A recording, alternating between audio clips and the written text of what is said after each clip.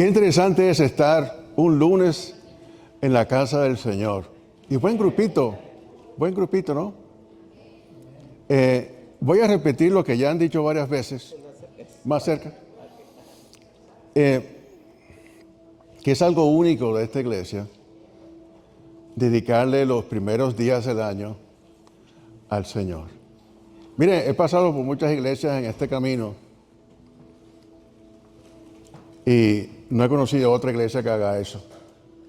Pero me parece genial dedicarle la primera semana al Señor.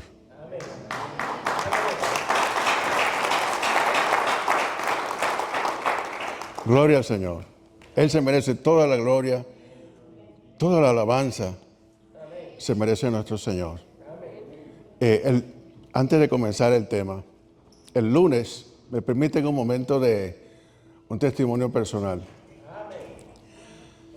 El lunes es un día especial para mí, porque fue un día lunes que alguien por primera vez me compartió el Evangelio. Por mucho tiempo pensé que el lunes fue el día que me convertí, pero el lunes fue el día que hice la oración de fe. Pero yo creo que en realidad yo me convertí de verdad el martes. Así que me perdonan un poquito esa confusión. No quiero decir la verdad honestamente. Pero en mi iglesia, y cuando digo mi iglesia me refiero a la iglesia donde conocí al Señor. Creo que todo el mundo tiene un amor especial por su primera iglesia, ¿no? La iglesia donde aceptó a Cristo. Un pedacito de mi testimonio, no voy a dar mi testimonio, pero solamente un pedacito. Un compañero de colegio, después de que nos graduamos, un lunes me invitó a ver una película cristiana en la casa de quien aquel entonces era nuestro pastor. Un lunes. Yo no conozco muchos jóvenes que decidan un lunes por la noche, voy a ir a casa de un pastor a ver una película. No sé, pero eso fue y había un gentío grandísimo ahí. En esa ocasión, y les digo otra cosa, en aquella iglesia, en ese momento, era imposible que penetren bien estas palabras en sus oídos. En esa iglesia era imposible que entrara un alma que no conoce a Cristo sin que no hubiera 10 o 12 hermanos tratando de presentarle el Evangelio a esa persona. Era imposible. A veces el pastor tenía que decirle, señores, déjenlo quieto, no le van a caer todos encima. Deje que por lo menos el mensaje que predicamos haga cabida en ese corazón antes que le caigan 12 encima, por favor. Había que rogarle. Y un lunes me presentaron el Evangelio. En mi iglesia. Mi iglesia son ustedes ahora, pero me entienden, ¿sí? Cuando hacíamos retiros, y el pastor Ulises, creo que fue, en estos días dijo de la importancia de tener retiros espirituales. Teníamos de vez en cuando retiros espirituales, 2 o 3 días, y solíamos cantar una canción. Fue un día lunes cuando me entregué. Fue un día lunes cuando me entregué. Fue un día lunes cuando me entregué, cuando Jesús me salvó. Después se cantaba el martes. Fue un día martes cuando me entregué.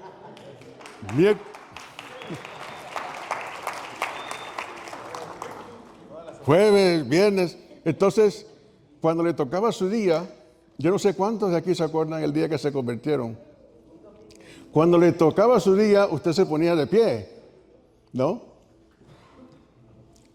Y nadie se convertía el lunes, entonces el lunes era el día que yo me tocaba a mí ponerme de pie, solito.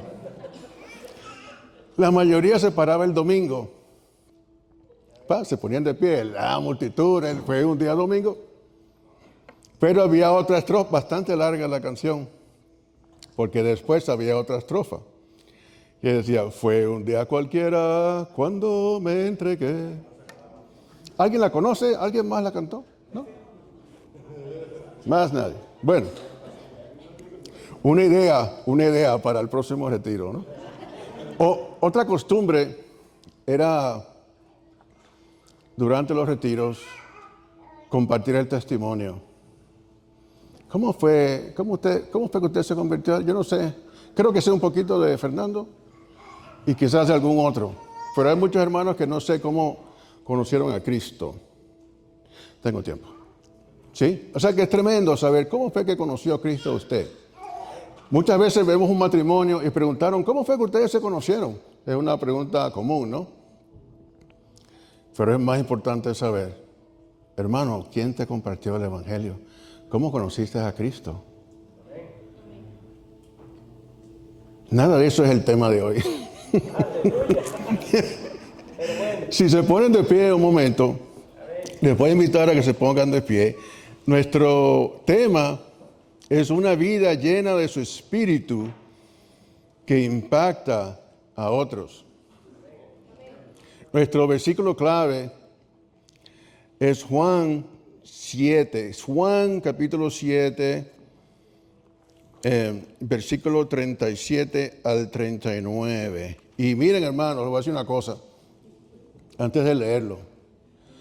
El pastor Pablo dijo recientemente, aquí está el pastor Pablo, allá está.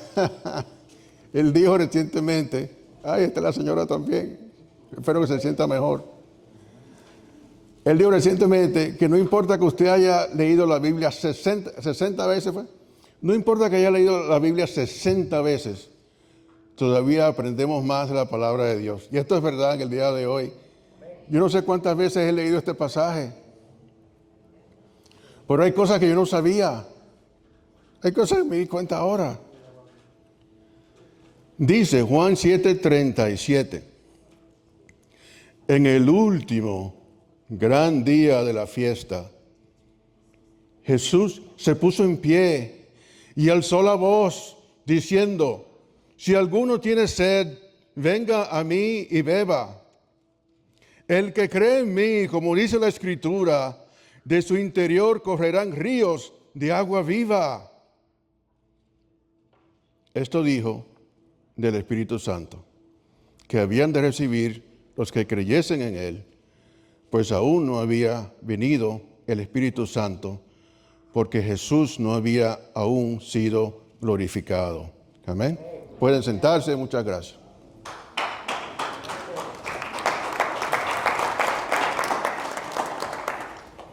Voy a aprovechar para tomar un poquito de agua. Mi esposa siempre me da el consejo de beber agua. Y hay que escuchar los consejos de nuestras esposas, amén. Los hombres dijeron todos amén, ¿verdad?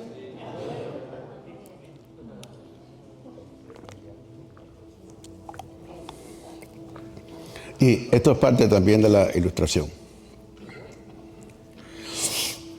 ¿Qué tema, qué palabras, qué contexto más impresionante? Comienzo con esto, porque tengo que, para comprender todo lo que está pasando aquí, ¿qué está pasando? La fiesta de los tabernáculos. Hay contexto histórico, hay prácticas judías en ese momento, eso es una cosa. Por otra parte está lo que ellos debieron haber estado haciendo. Entonces está la fiesta de los tabernáculos, es una tienda. Usamos esa palabra tan larga para hablar de una tienda.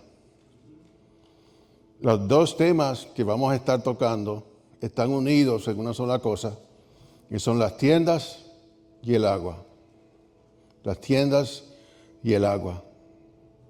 Cuando Abraham, el hebreo, salió de la tierra de Ur, de los caldeos, yo no sé cómo él vivía en Ur, no tengan ni la menor idea. Quizás eran gente muy adinerada. De hecho, Sara quiere decir princesa, ¿no? O Sarai, en aquel momento se llamaba Sarai, princesa. Pero desde ese momento hasta el resto de su vida, quizás por algunos días que estuvo por Egipto, que no sé qué, quizás estuvo bajo techo. Pero el resto de su vida, Abraham, de Ur de los Caldeos, Abraham el hebreo, se pasó toda su vida en tiendas. Su descendencia se pasó su vida en tiendas hasta que llegaron a Egipto.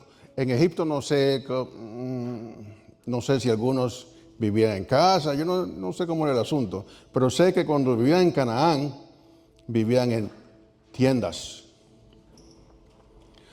Después vino el Éxodo, y como todos saben, se pasaron 40 años en el desierto viviendo en tiendas.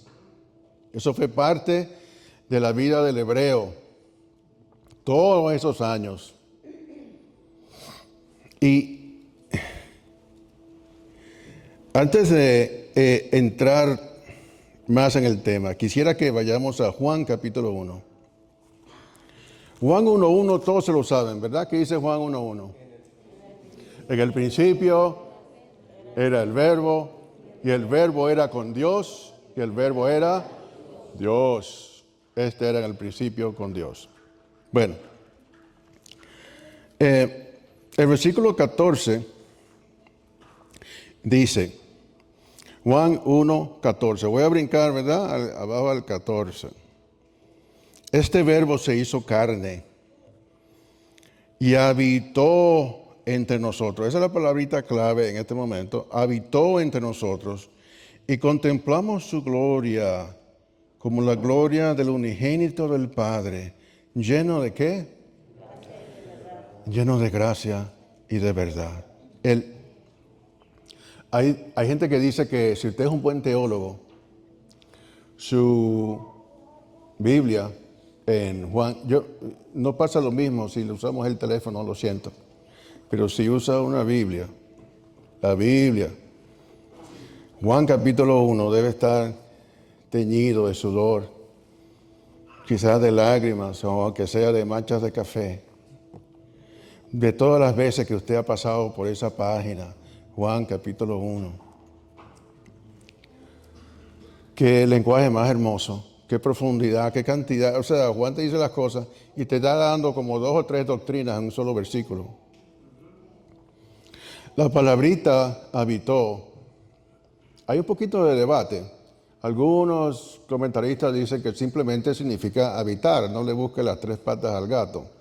Otros comentaristas, me gusta más, confieso, me gusta más esa explicación. No soy experto en lengua, en lingüística. Entonces tengo que creerle a la gente, ¿no? Otros explican que la raíz de la palabra habitar quiere decir tienda. Ese verbo, dice Juan 1.14. ¿Cuál verbo? En el principio era el verbo, y el verbo era con Dios, y el verbo era Dios. Ese verbo habitó, puso su tienda al lado de la tuya. Quiso estar contigo, tabernaculizó contigo, quiere estar a tu lado. ¿Alguna vez has dormido en una tienda? No sé si hay algún militar acá, o por lo menos un Boy Scout. Yo fui Boy Scout, fui Cubby en Puerto Rico. Hacíamos jamboree, creo que le decían, en la playa de Luquillo. Y la persona que estaba a mi lado era una persona importante, tanto como el Cubby como el militar en las arenas de Kuwait. Igual. La persona que estaba en la tienda del lado era alguien que, hey, I got your back. Right? ¿Cómo se traduce I got your back? Estoy contigo. Cualquier cosa, yo te protejo. El Señor tabernaculizó contigo, puso su tienda a tu lado, está contigo en esta batalla. Él está contigo y eso es un tema que quiero regresar al final. Su tienda está junto a la tuya. Amén. Un amén, gloria a Dios. Habitó entre nosotros. Dios se hizo carne y vino a compartir. Ahora quiero meterme un poquito en lo que es cuando el Señor pronunció estas palabras. De nuevo, tiendas y agua. Cuando el Señor pronunció estas palabras, el último día de la fiesta, ¿qué estaba sucediendo? Los judíos, entonces, estamos hablando de la fiesta de los tabernáculos. ¿Cuándo se celebraba la fiesta de los tabernáculos? El mes séptimo. Entonces me di cuenta, confieso, el libro de Levíticos no ha sido mi libro favorito. Perdóname, Señor, no ha sido. Pero me di cuenta que tengo que estudiarlo más. El mes séptimo había 3 fiestas. Bueno, tiene sentido, ¿no? De todos los 12 meses del año, el séptimo, el número 7, día de la perfección. Bueno, el primer día del mes era la fiesta de las trompetas. No se trabajaba, sacrificio, etc. El día 10 del mes séptimo era Yom Kippur. ¿Qué quiere decir qué cosa? El día de la expiación. Hablamos bastante acerca del día de la expiación, ya se ha comentado, los 2 chivos, todo eso. Eso era el día 10 del mes séptimo. El día 15 comenzaba la fiesta de los tabernáculos. Llego a la conclusión que no se trabajaba mucho el mes séptimo. De trompetas. El día de la expiación era el día que estaban ellos que humillarse, tenían que humillarse delante de Dios. Era el día más sagrado del calendario judío. Y después venía esta fiesta de 7 días. ¿Qué hacían los judíos? En el momento que el Señor está hablando, tenían un templo, tenían un altar. Supongo que estaban haciendo, primero que nada, lo que decía la ley. Supongo, que estaban obedeciendo lo que decía la ley. Había ciertos sacrificios que creo, si tengo tiempo, lo vamos a ver en un momento. Y hay cosas que no entiendo, voy a confesar. Hay cosas de este sacrificio que no comprendo, a pesar de haber leído todos los comentarios, todas las diferentes opiniones, y todavía no lo entiendo. Pero además de lo que decía la ley, ellos hacían otra cosa. Tenían una ceremonia que cada día los sacerdotes derramaban agua en el altar como símbolo de la roca que le había dado agua a Israel en el desierto. ¿Ok? Oye, qué interesante. Ese rito se llama en hebreo Simchat Beit HaShoevah, que quiere decir la alegría de la casa de la extracción del agua. Ok, un momentito. All right. Los hebreos bebieron agua en el desierto, pero ¿cuál fue? Y esto yo creo que es parte importante de estas palabras que dice el Señor. ¿Por qué bebieron ellos agua? ¿O cuál fue el contexto? ¿Cuál fue el background? Lo que estaba pasando cuando ellos tomaron agua en el desierto.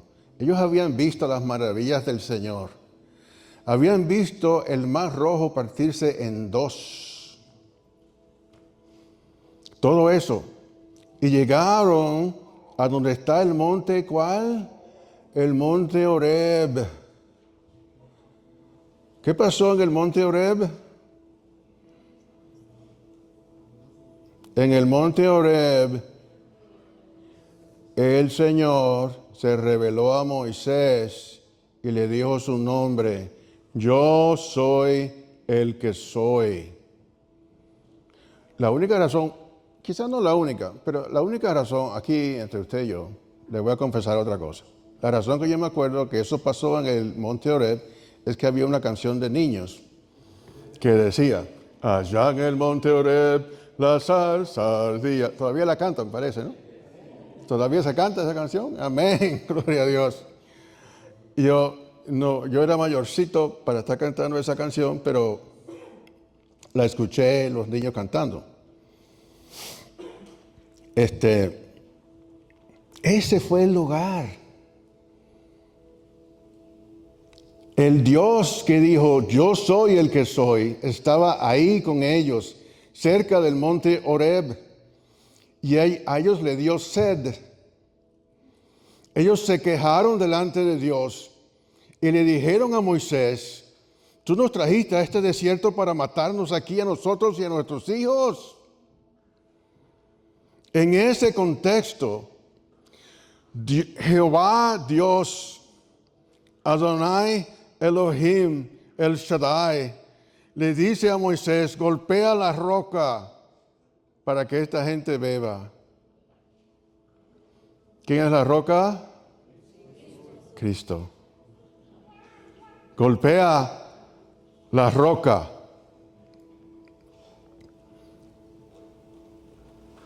En su herida hemos sido sanados. En otras palabras, Dios estaba diciendo, golpéame a mí,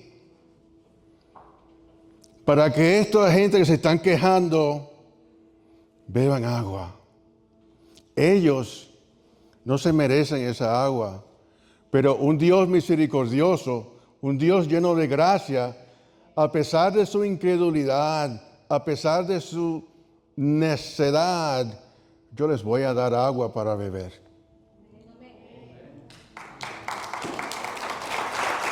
Toda la gloria para el Señor. Esa es la historia. Entonces, ¿sabe lo que descubrí? Me puse a ver qué se supone que ellos estuvieran haciendo durante la fiesta de los tabernáculos.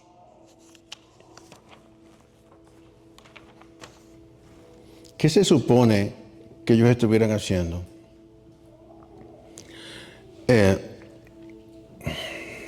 Eso lo vemos en dos capítulos.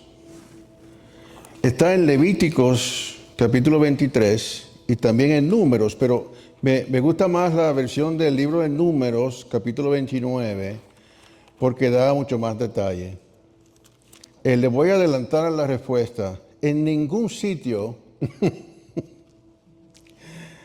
en el Torá, en ningún rincón del Torá, le dice a los hebreos que derramen agua durante la fiesta de los tabernáculos. No está.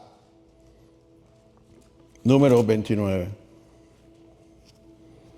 Y lujo de detalle. Habla del día, el mes séptimo, el día primero, el día 10 y el día 15.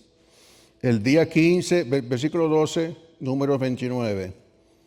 El día 15 del mes séptimo tendrás asamblea, ¿qué? Sagrada.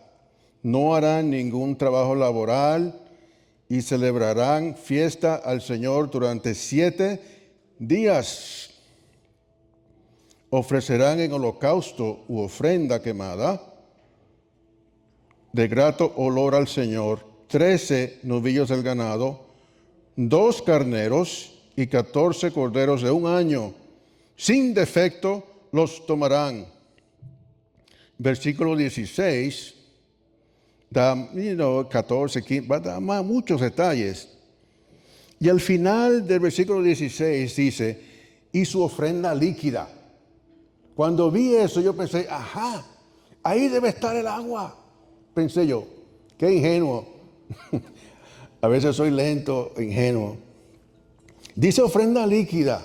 Esa debe ser el agua que ellos estaban hablando, ¿no? Resulta que no.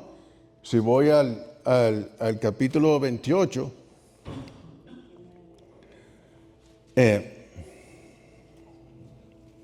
dice que la ofrenda líquida, a ver, vino, Números 28, versículos 13 al 15. El capítulo anterior, versículo del 13 al 15, por cada cordero, 2 kilos de harina fina amasada. Sus ofrendas líquidas serán de 1,5 litros. Estoy usando la versión Reina Valera del 2015. Me gusta porque en vez de decir medidas como in o codos o cosas así, usa el sistema métrico decimal. Para uno tener una idea de lo que estamos hablando. De modo que, versículo 14, números 28, sus ofrendas líquidas serán de 1,5 litros de vino por cada novillo, 1,25 litros por el carnero y 1 litro por cada cordero. De modo que, espérate un momento, estaba equivocado. La ofrenda líquida no tiene nada que ver con derramar agua. Dios en ningún momento le da instrucciones a la nación de Israel de derramar agua durante la fiesta de los tabernáculos. Conclusión. Y miren, busqué para adelante, para atrás, Génesis, Levítico, Número, Deuteronomio, aquí y allá, cada vez que se menciona la fiesta de los tabernáculos. Por ejemplo, la fiesta de los tabernáculos se menciona también cuando Salomón construyó y dedicó el templo. Se celebró la fiesta de los tabernáculos. Se menciona ahí. También se menciona en la época de Esdras y Nehemías, ¿no? También se celebró la fiesta de los tabernáculos. ¿A qué voy con todo eso? Aquí, imagínense un momentito la escena. Aquí está Jehová Dios, hecho carne, haciendo su tienda con su nación de Israel, habiéndole dado instrucciones específicas de cómo celebrar la fiesta de los tabernáculos, y Él lo está mirando a ellos. Se han pasado 7 días derramando agua encima del altar. Yo me imagino que Él se quedó mirando, pensando, ¿y yo en qué momento les dije a ustedes que derramen esa agua? Celebrando que bebieron agua en el desierto. Déjenme decir una cosa. Pregunta, ¿eso era algo digno de celebrar? Sí, Dios le dio agua en el desierto. Dios es misericordioso. Dios ha dado su providencia, su gracia, su misericordia para con su pueblo. Pero también es un momento de vergüenza. Ellos se quejaron delante de un Dios santo que los había sacado de la esclavitud en Egipto. Ellos se acordaban de los rábanos, de las cebollas y de los pepinos y de las cosas que cultivaban en Egipto. El Señor entonces lo está observando, celebrando esa fiesta. Y sucede otra cosa interesante.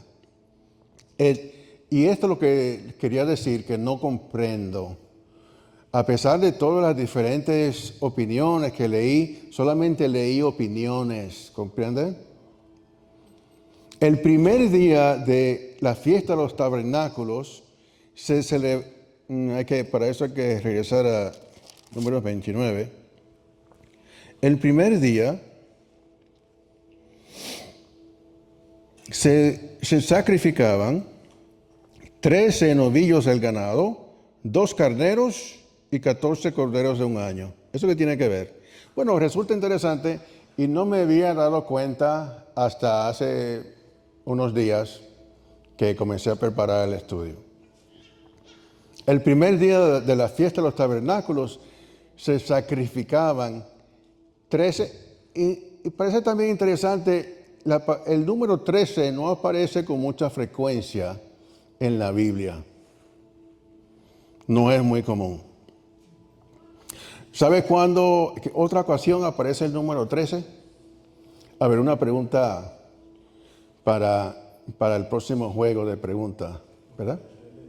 ¿Cuántas vueltas le dio la nación de Israel a las murallas de Jericó? ¿Qué? ¿Alguien dijo 7? ¿Cuántas vueltas? Me faltó el botón. ¿Cuántas vueltas le dio la nación de Israel a Jericó, perdón, 13. Amén, porque durante 6 días les dieron una vuelta y se fueron al campamento. Otra vuelta, y el último día les dieron 7 vueltas. 6 más 7, 13. Con esa excepción, no es un número que aparece con mucha frecuencia en la Biblia. El primer día de los tabernáculos eran 13 becerros o novillos. Entonces tuvo que buscar, pero ¿qué es un novillo? ¿Cuál es la diferencia entre el carnero, el becerro y el cordero? Bueno, el novillo o el becerro es el joven del toro, ¿no? El carnero es el macho de la oveja y un cordero es simplemente un ovejito bebé, joven. En este caso, un cordero de 1 año, ¿cierto? ¿Se han visto? Yo no he visto un corderito de cerca, pero los he visto en videos y me parece la cosa más adorable. Para mí sería tan difícil matar un cordero, especialmente un corderito de 1 año de nacido. Sería un poquito difícil, pero tenían que matar 14 corderos el primer día, 2 carneros y 13 de los becerros o novillos. 13. El segundo día tenían que matar, todo se quedaba igual, pero el segundo día mataban 12 becerros. El tercer día, 11 becerros. El cuarto día, 10, así sucesivamente, hasta llegar al día séptimo. El día séptimo mataban 7 becerros. Todos los otros números se quedaban igual, repito. Pero el día séptimo mataban 7. ¿Por qué? Yo no tengo la menor idea. Yo no sé. Pero resulta que el séptimo día, el día de la perfección, eran 7 becerros. A pesar de que todos los demás números se quedaban igual. Pero el último gran día de la fiesta, brincamos del 7 al 1. Solamente un becerro. Los otros números se partían en 2. El último gran día de la fiesta, el día que el Señor se pone de pie y levanta la voz, era solamente un becerro, un carnero y 7 corderitos. Okay, de manera que había una reducción en el número de sacrificio, había un silencio, inclusive en Israel se considera un día de fiesta aparte. No es un día de los tabernáculos eran 7 días. Estamos hablando del 8º día. Algunas personas lo ven como un antecedente del día del Señor, porque ya pasaron 7 días y el día siguiente, el día después del día séptimo, viene siendo el primer día. Ese día era diferente. Era un día preñado de significado, de silencio, de aguantar un poco la velocidad, reducir la velocidad. Se acabó la danza, se acabaron las canciones. Era un día para meditar.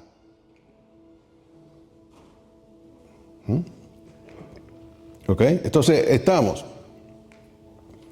Ese ritual, repito, todos los días, sacar agua del estanque de Siloé, derramarla en el altar del templo, y venía acompañada de cantos y salmos, como Isaías capítulo 12, versículo 3, que dice, sacaréis con gozo aguas de las fuentes de la salvación, dice, ¿no? El 8º día tenía de nombre Shemini Atzeret. Era un día solemne, era diferente. Entonces, que quede claro, el derramar el agua en la presencia, ¿no? En los años que estaba el Señor ahí presente, no era parte del mandamiento.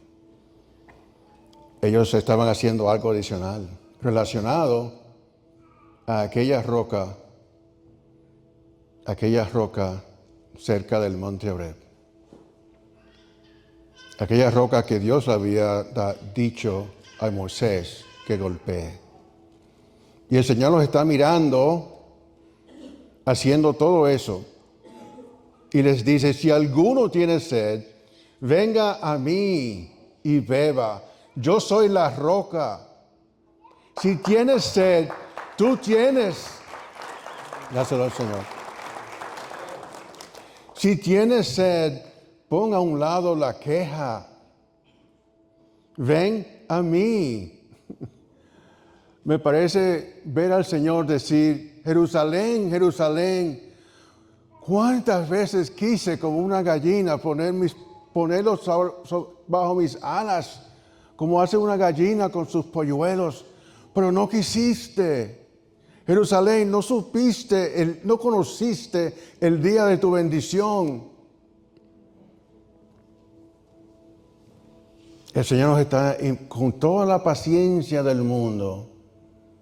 Así como el Señor es paciente con usted y conmigo. El Señor ha sido paciente conmigo que no se pueden imaginar. El pastor Ulises dijo que él tenía un doctorado creo que fue él que dijo que casi tenía un doctorado en los fracasos. ¿Alguien puede decir amén a eso?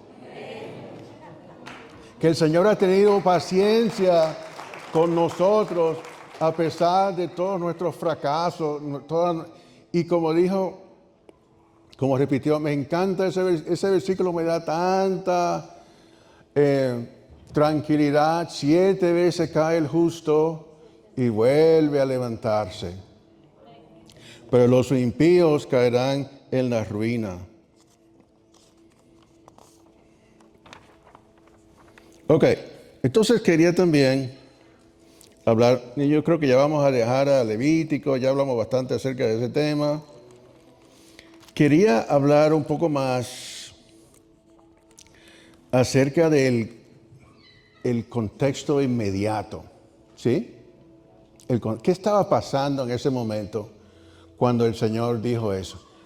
Y me encontré con un versículo de repente. Yo creo que es casualidad, ¿no? Que es un dato, pero se pusieron los... Señores, la cita es Juan 6:6. Espera un momento. ¿Alguien se imagina que dice Juan 6:6? ¿No? Se los voy a leer. Qué interesante. Desde entonces, muchos de sus discípulos volvieron atrás y ya no andaban con él. ¡Wow! Se supone que antes del anticristo venga la apostasía. Y casualmente, es una casualidad, ¿no? Dice aquí, en Juan 6:6, desde aquel entonces muchos de sus discípulos ya no andaban con él. Ok. Entonces vuelvo a preguntar, ¿qué estaba sucediendo? ¿Cuál era el entorno inmediato cuando el Señor pronuncia estas palabras? Número 1, muchos de tus discípulos se habían apartado. Y el Señor se vuelve a sus apóstoles y les dice, ¿ustedes también se quieren ir? ¿Qué le contestó Pedro?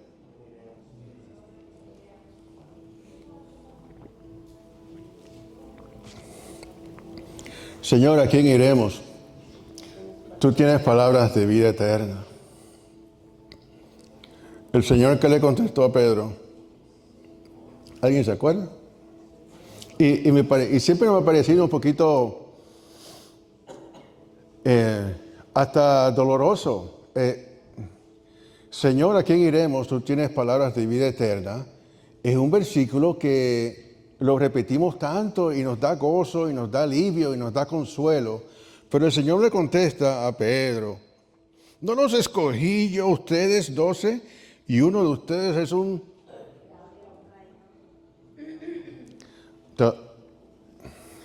creo que algún día le voy a tener que preguntar al Señor, explícame bien eso que pasó ahí, cuál era porque todavía no. Pero comprendo, es un momento dramático. El Señor, el apóstol Pedro, ha dado una buena respuesta. Tú tienes palabras de vida eterna. El Señor fue un poco duro con él aparentemente. Quizás no estoy entendiendo bien el pasaje. Pero, número uno, muchos discípulos se apartan. Número dos, sus propios hermanos en la carne no creían en el Señor. Y me parece que esto fue en tono de burla. Ahora sí vamos a Juan capítulo 7. El versículo 2 nos dice que estaba cerca la fiesta de los tabernáculos de los judíos. Eso nos pone ahí en claro qué es lo que está pasando, ¿no? El versículo 3 dice, por tanto, le dijeron, ¿quién? Sus hermanos. El Señor tenía hermanos en la carne. Yo sé que a algunas personas les da dificultad aceptar esa verdad bíblica, pero el Señor tenía hermanos en la carne. Ok. Le dijeron sus hermanos, y supongo, dice sus hermanos, pero yo creo que sucede frecuentemente en la Biblia que una persona está hablando y los demás están dando su consentimiento. Por eso dice como que todos lo estaban diciendo, pero me imagino que quizás el mayorcito entre ellos fue el que habló, o digamos el más bocón. El Señor tenía mínimo 4 hermanos. Digo mínimo porque se mencionan 4 nombres. Y los nombres de los hermanos del Señor eran nombres muy comunes en la nación de Israel. Jacobo, Judá, etc. Dijeron sus hermanos, sal de aquí y vete a Judea para que también tus discípulos vean las obras que haces. Porque nadie que procura darse a conocer hace algo en oculto. Puesto que haces estas cosas, manifiéstate al mundo, decían sus hermanos.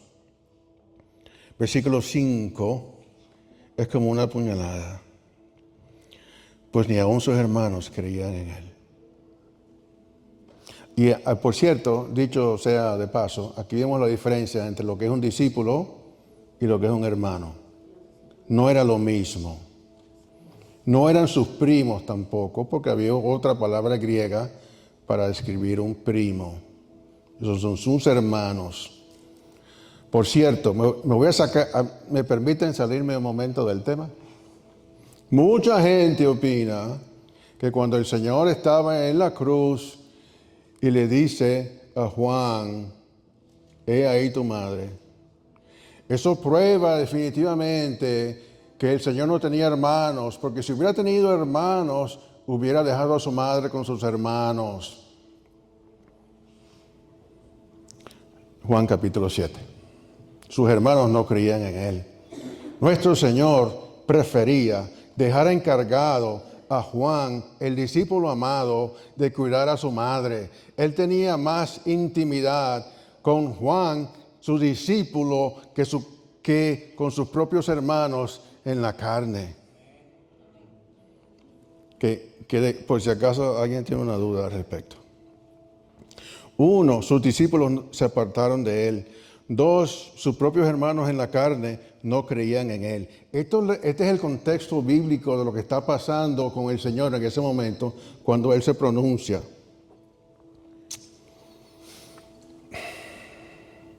Había también murmuración y desacuerdo acerca de él, versículo 12 y el versículo 43. Además de eso, había orden de captura en su contra. Habían enviado alguaciles a que arresten al Señor. Ahora les voy a decir cuál es la importancia de todo eso. Y los judíos, para colmo, estaban celebrando la fiesta de los tabernáculos con una costumbre adicional de derramar agua. En ese contexto, el Señor no dijo calladito, Bueno, sí, no. No susurró. No lo dijo en oculto.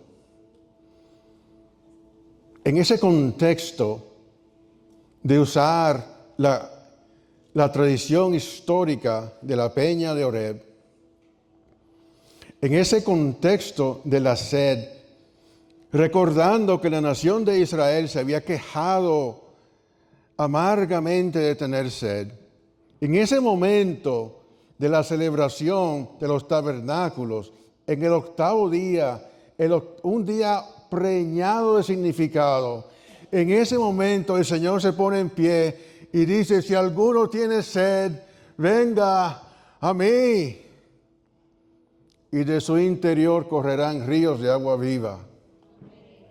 Yo quisiera tener una hora más. Él no lo dijo eso calladito.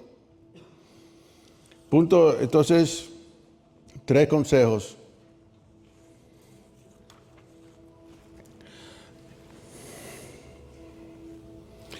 Tenemos que vivir con sed espiritual.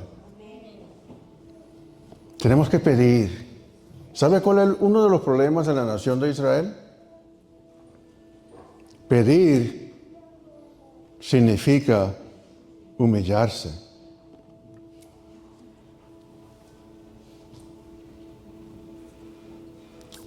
Es más fácil para tu orgullo personal murmurar y quejarte. Dios debió haberme dado esta agua. Tengo sed. La lección que ellos tenían que aprender. Y mire, esto no se escribió en la Biblia para que nosotros entonces nos quejemos de los hebreos. Mira, esa gente qué terco. No. La Biblia es un espejo. Me muestra cómo yo soy. No es ellos. Yo he sido así con el Señor. He murmurado.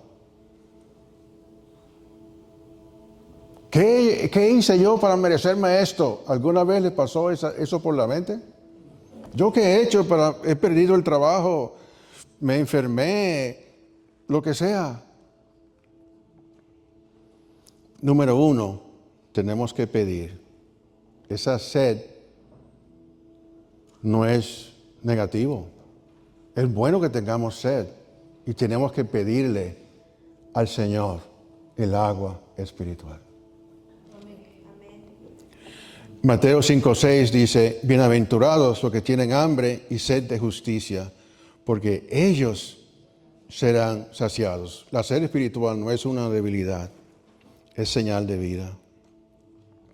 La llenura del Espíritu Santo comienza ¿cómo? Pidiendo al Señor. Número 2. Número 1 era, tenemos que tener una sed continuamente, cada día una sed espiritual. Número 2. Beber es una decisión continua, no es un evento aislado.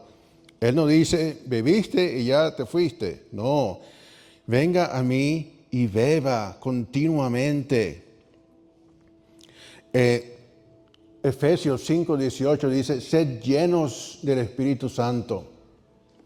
Ese sed llenos del Espíritu Santo es continuo. Es la imagen de un barco de velas. Cómo la gente navegaba en antaño en un barco, para mí es una cosa increíble.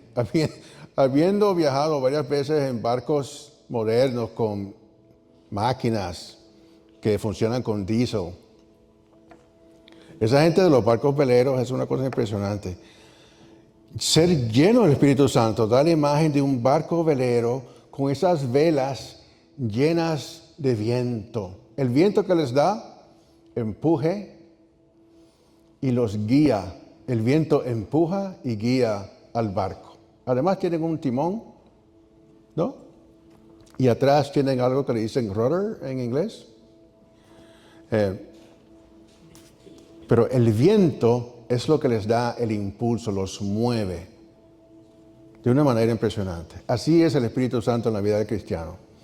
Te da poder, te da empuje, te da guía en tu vida.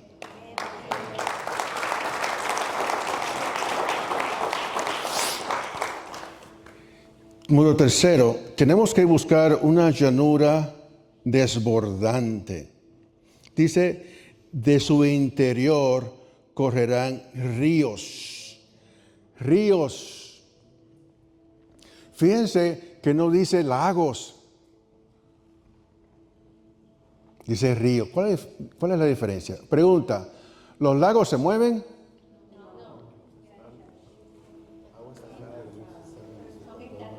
¿Los lagos se mueven? ¿No? Nadie dice que sí.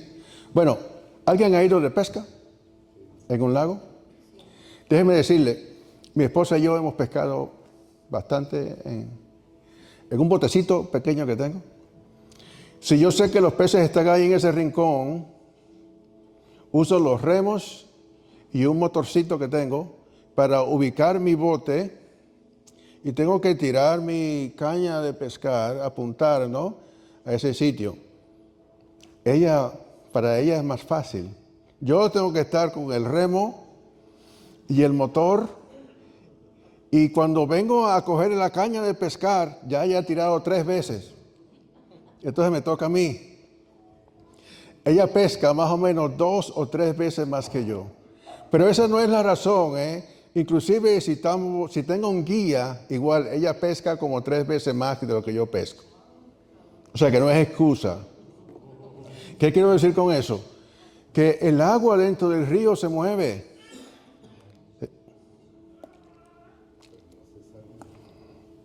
Pero no va a ningún sitio. Se queda ahí. El sol sale y se pone. Mentira, la tierra se mueve, pero me entiende, ¿no? El sol calienta el lago, viene la noche, calienta, frío, calienta, frío. En un lago tiene corrientes, de arriba abajo, de abajo para arriba. Hay viento, hay cambios de temperatura, hay ríos que alimentan el lago. Hay algunos cristianos que son como un lago, o como un depósito, o como una botella cerrada. Se mueve el agua, pero no va a ningún sitio. No fluye, no hay fluido. De arriba para abajo, de abajo para arriba. Muchos cristianos reciben predicación, se emocionan con la alabanza.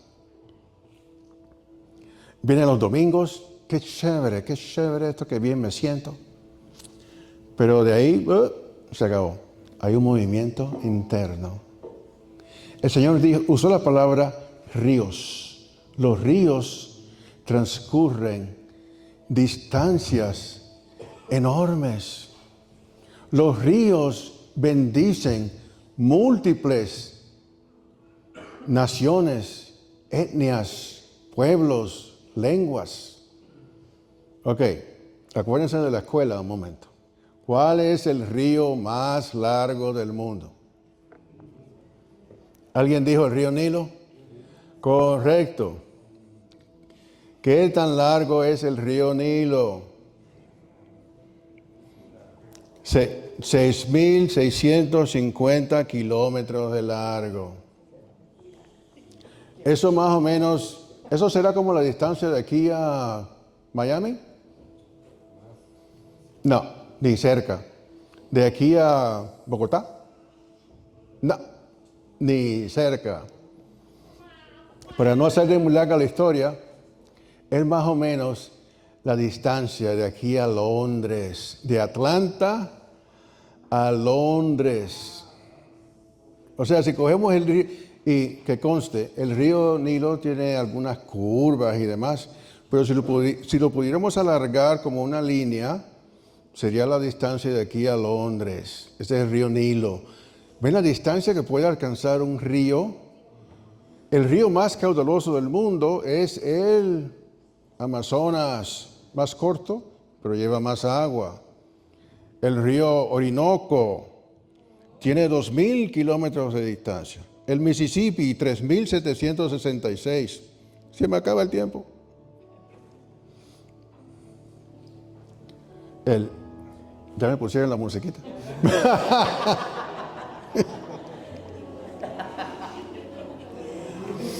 Pero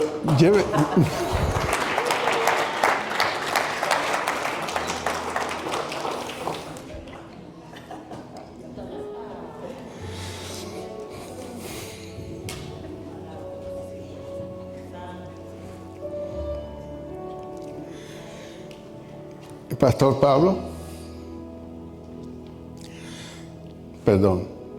Pastor Ulises, la distancia de aquí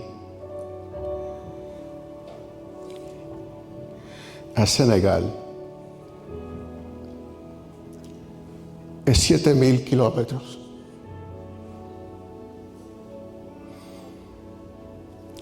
La iglesia cristiana Elevation Point envió a este hermano y pastor con otros hermanos, creo. Ustedes le ganaron al río Nilo.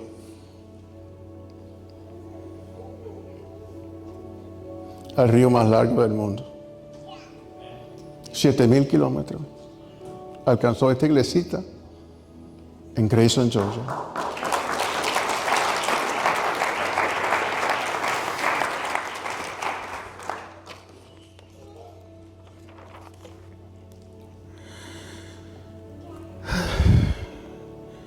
Una vida llena del Espíritu Santo puede alcanzar mucha gente.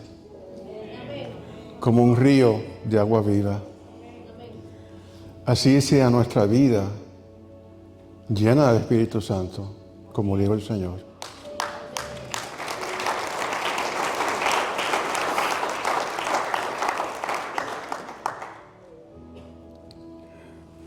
Ya casi. No me puedo ir. Alguien dijo que nuestra vida cristiana tiene que ser peligrosa. De modo que el día de su muerte, las fuerzas infernales den un suspiro de alivio. ¡Ay, por fin se fue! Que el enemigo diga: gracias, que ese pastor que ganaba tantas almas ya no está aquí dándome batalla. Estoy harto de luchar con esa iglesia que glorifica a ese Dios tanto. Ya estoy harto. Que cuando usted se vaya a la presencia del Señor, el enemigo diga: por fin, esa viejecita que se la pasaba orando todos los días por esta iglesia, ya me tenía cansado, por fin se fue.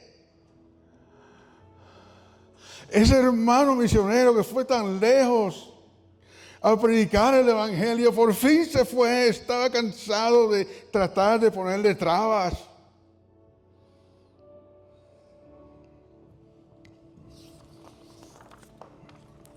Y lo tengo solamente un pensamiento más. El Señor dijo, Mateo capítulo 28, yo estoy con ustedes todos los días hasta el fin del mundo. Y con esto quiero terminar. Gracias por su paciencia conmigo. ¿Eso qué quiere decir? Estoy contigo, estoy con vosotros todos los días hasta el fin del mundo. ¿Eso quiere decir que el Señor vino aquí y se sentó? Te voy a hacer compañía, me voy a sentar aquí contigo a ver cómo te va. Si necesitas algo, no te preocupes, avísame. Eso es lo que quiere decir, estoy con vosotros todos los días hasta el fin del mundo. No. Vuelvo a algo que sucedió con Josué. Josué, antes de ir a luchar contra Jericó, se encontró con un ángel, el ángel de Jehová, y él hizo una pregunta, pero esta vez no quiero ir a la respuesta, quiero quedarme en la pregunta. ¿Estás conmigo o con el enemigo? El ángel no le contestó, no le dio la respuesta que él quería, pero quiere que comprendan esa palabra. ¿Estás conmigo? ¿Estás con nosotros o con el enemigo? Y para explicarles eso un poquito más, quiero que se imaginen un momento. Se apareció una máquina del tiempo, cayó un rayo, ¡zas! Y usted está de repente en uniforme y enfrente de usted está el ejército de los filisteos, todos 10, ¿cuántos? 10,000 filisteos hay delante de usted. No solamente eso, hay una gente como grande en el frente. Uno de ellos es Goliat. Alguien vino, le levantó la cabeza y se la puso de nuevo a Goliat. Y ahí está Goliat. No solamente está ahí Goliat, están sus dos hermanos. Eso lo encuentran en me lo acabo de inventar, capítulo 3. Goliat tenía dos hermanos, Toliat y Moliat, los tres hermanos. Y resulta, para poner la cosa peor, Goliat era el más pequeño de los tres. Ahí enfrente, le pregunto, ¿quién usted quiere a su lado? ¿Quién usted quiere contigo? Le voy a dar la respuesta equivocada primero. No me... Supongo, vamos a decir un momento, quiero a David, al lado de David quiero, ¿a quién? A Jonatán. Al otro lado de David quiero a Urias. Vamos a matar filisteos, quiero a Sansón. Al lado de Sansón, quiero a Samgar. ¿Alguien se acuerda de Samgar? Samgar, con una pieza, un instrumento de arado, mató a 600 filisteos, él solo, juez de Israel. Atrás, a las espaldas de David, quiero a Joab y Abner. Enfrente del ejército, quiero a Josué y a Caleb. Hubo un hombre en el Antiguo Testamento que mató a los 3 hijos de Anac. Otra pregunta para cuando quieran tener una competencia. ¿Quién mató a los 3 hijos de Anac? Caleb. Usted quiere un macho de hombre en su ejército. Ponga a Caleb al frente. ¿Se imaginan el escenario? ¿No? Ese es mi dream team. ¿Conocen esa expresión? Ese es mi dream team. Esa respuesta es incorrecta. Pero comprenden lo que le quiero decir. ¿A quién quiero a mi lado en esta batalla? ¿A quién? Eso es lo que quiere decir, estoy contigo. No quiere decir que, bueno, aquí estoy bien, chévere. No, estamos en el mismo bando. En esta batalla, yo voy a luchar a tu lado. Yo no necesito más nadie. Con el perdón de todo, y traje todos estos grandes héroes de la guerra para llevar a este punto al final. Con el perdón. Todos necesito a ellos. El Señor dijo, yo estoy contigo. Y Dios le dijo a Josué, no temas, no desmayes. Yo estaré contigo donde quiera que tú vayas. Le dijo más, no te dejaré ni te desampararé. ¿El contexto cuál es? Militar. Iba a la guerra. En un campo de batalla, lo peor que puede hacer un soldado es dar media vuelta e irse. Dios dice, no te dejaré. Yo sé que Él nunca me va a desamparar en medio de una batalla, en medio de una lucha. Él está ahí. Él está ahí contigo, iglesia. Nunca va a haber un momento en el cual Dios te va a abandonar. Amén.